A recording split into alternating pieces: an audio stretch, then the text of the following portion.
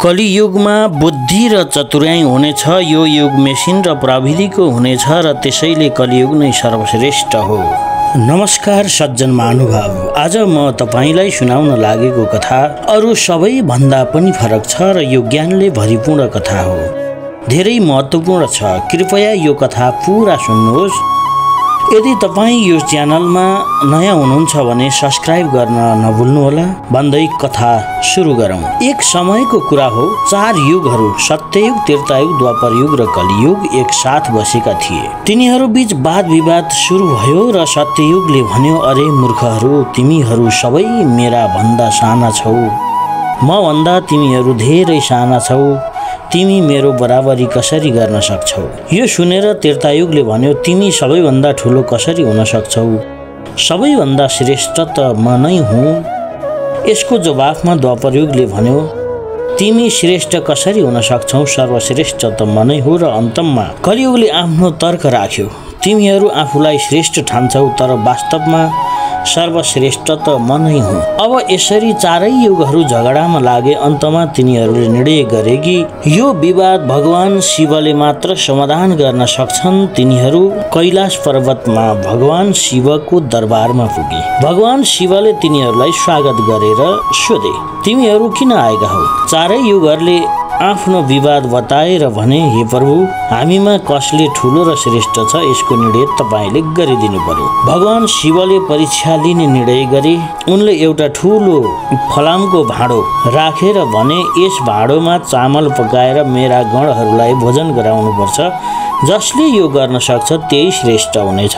अब सुरु भयो। सत्ययुगले आफ्नो बलवान व्यक्तिहरूलाई पठायो। उसले भाँडो उठाएर अग्निमा राख्यो, चामल पकाएर सबैलाई खुवायो। त्रेता युगले पनि आफ्नो योद्धा पठायो। उसले पनि भाँडो उठाएर चामल पकायो, खुवायो। द्वापर युगले पनि आफ्नो बलवान भीमसेन जस्ता मानिसहरू पठायो। उसले गरुङ्गो भाँडो उठाएर काम गर्यो। सबै भयो। अन्तिममा कलियुगको पालो आयो। उसले एउटा बुद्धिमान व्यक्ति पठायो। उसले भाँडो उठाउनुको सट्टा माटो खनेर भाँडो तल राख्यो, माथिबाट चुलो जलाएर चामल पकायो। उसले शिवका गणहरूलाई आफैले पस्कन लगायो।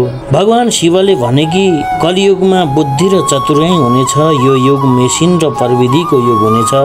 त्यसैले कलियुग नै सर्वश्रेष्ठ हो। यसरी चारै युगहरूले शिवको निर्णय मानेर आफ्ना धामतर्फ फर्के। यसबाट हामीले के शिक्षा प्राप्त गर्न सकिन्छ भने, बुद्धि र प्रविधिले शारीरिक शक्तिलाई पछाडि पार्ने गर्दछ। कलियुगमा बुद्धिको प्रयोगले नै समस्याहरूको समाधान गर्न सकिन्छ। भन्दै आजको यो कथा कस्तो लाग्यो?